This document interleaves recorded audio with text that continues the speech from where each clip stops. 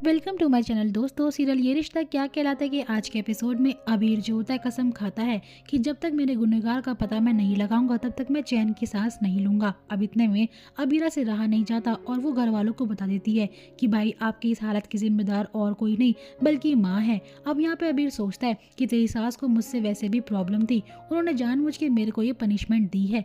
वैसे भी उन्हें लगता था कि मैं कियारा और चारों के साथ गलत व्यवहार कर रहा हूँ, लेकिन इतनी बड़ी सजा अगर होना था तो मेरे मुंह पे बोल देती। 2 थप्पड़ तो मुझे वो मार ही चुकी थी। अबीरा समझाती है कि आई डोंट थिंक सो कि माँ ने ये सब जानबूझकर करा है। वहीं दूसरी विद्या घबराई भी होती है और वह अरमान से कहती है कि मैंने कुछ भी जानबूझकर नहीं करा, तुझे तो मेरे पर भरोसा होगा। अरमान कहता है कि माँ, मैं आप पर भरोसा करता हूँ, लेकिन बस फैमिली की सिचुएशन इतनी बिगड़ी हुई है, आपको उस वक्त मुझे बताना चाहिए था। विद्या बोलती है कि मैं उस टाइम घबरा गई थी कि अबीरा और तेरे रिश्ते के बीच में और दरार पैदा ना हो जाए, इसी वजह से मैं सच नहीं बता पाई। यहाँ अबीर अबीरा से कहता है कि मैं जानता हूँ तुझे वैसे भी अच्छी बहू बनना है तो तू अपनी सास की साइड तो लेगी, तो अपने भाई की कहाँ सुनेगी। वैसे भी तू मेरी बहन है ही कहाँ, आज तक तो मैं तेरा भाई था ही नहीं। अबीरा कहती कि भाई ऐसा बिल्कुल भी नहीं है, आप मेरे बारे में गलत सोच रही हो। मनीष गोयनका भी यही कहता है कि विद्या जी ने बदला लिया है अबीर से, इस बात की सजा उन्हें मिलनी ही चाहिए। अब यहाँ पे दादी सा एक बार फिर से अरमान को मुसीबत में डाल देगी, सिचुएशन में खड़ा कर देगी, जहाँ वो अरमान से साफ कहती तुम्हारी माँ विद्या ने जानबूझकर ये सब नहीं करा है,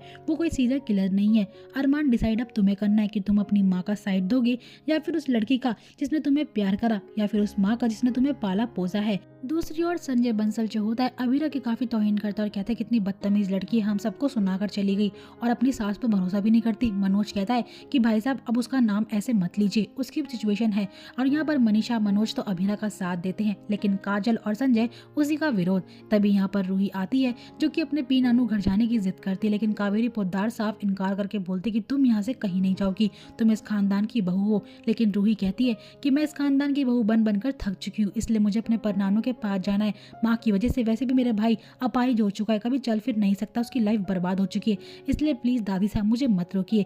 लेकिन यहाँ पे दादी साहब अपनी चाल चलती है और दक्ष को उठा लेती और कहती है तुम्हें बेटी बनना है तो बनो, लेकिन दक्ष यहाँ से कहीं भी नहीं जाएगा। रूही सिर्फ अपने बच्चे की खातिर जाना कैंसिल कर देती है और अपने रूम में दक्ष को लेकर निकल पड़ती है। कावेरी बोलती है रोहित से कि तुम्हारी पत्नी रूही के भी काफी पर उड़ रहे हैं, वो जब चाहे घर छोड़ने की धमकी दे रही है, उसकी लगाम खींचना तो बहुत जरूरी है मुझे।